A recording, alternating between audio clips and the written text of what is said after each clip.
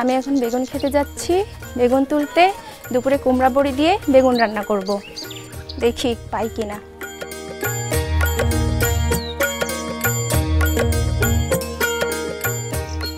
এই যে একটা পেয়েছি, এই বেগুন দিয়ে দুপুরে রান্না হবে কুমড়ো বড়ির বেগুন। আর একটা পেয়েছি, টাটকা বেগুন, খেতে খুব মজা হবে। অবশ্য মাছ নাই, কিন্তু মাছের অভাবটা পূরণ করবে এই কুমড়া বড়ি। আমি ক্ষেত থেকে বেগুন তুলে নিয়ে আসলাম, দুপুরে কুমড়া বড়ি দিয়ে রান্না করব। তো আমি বেগুনটা আবার কেটে নিব। বেগুন কুমড়া বড়ি দিয়ে বেগুন রান্না আমাদের যশোরের একটি ঐতিহ্যবাহী খাবার, এটা গ্রাম অঞ্চলে অনেক চলে। বেগুনটা আমি কেটে নিচ্ছি। বেগুনটা ধুয়ে নিতে হবে। বাহ, আপা কি সুন্দর করে রান্না করছে। চলে আসলাম কিছু না বলেই।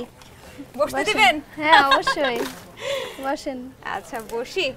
কি রান্না হচ্ছে আজকে? এই যে বেগুন দিয়ে কুমড়ো বড়ি রান্না হচ্ছে। আচ্ছা, খেয়ে তো দেখতেই হবে। তার আগে দর্শকদের বলছি, দর্শক আপনারা তো জানেনই যে দীপ্ত টিভির চুলার পাড়ের উদ্দেশ্যই হচ্ছে আমরা যে এলাকায়, যে কোনো এলাকায় যাই এবং যেখানে রান্না হচ্ছে সেই চুলার পাড়েই বসে পড়ি। আজকেও বসে পড়েছি খাওয়ার উদ্দেশ্যে, আর আপনাদেরকে খাবার রান্নাটা দেখানোর উদ্দেশ্যে। তাহলে এখন আমরা কি করব প্রথমে? আমরা প্রথমে বড়িটা ভেজে নেব। আমরা একটু তেল দিব। আচ্ছা, আমি দিয়ে দিচ্ছি বড়িগুলো।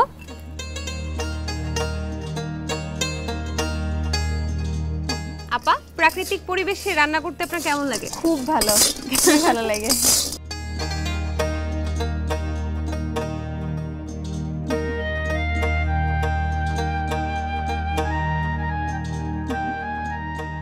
বড়িগুলো নামাবো? হ্যাঁ হ্যাঁ, ওকে। আচ্ছা, কড়াইটা একদম কড়াইতে আমরা কি একটু পানি দিয়ে দিব? হ্যাঁ, পানি দেব।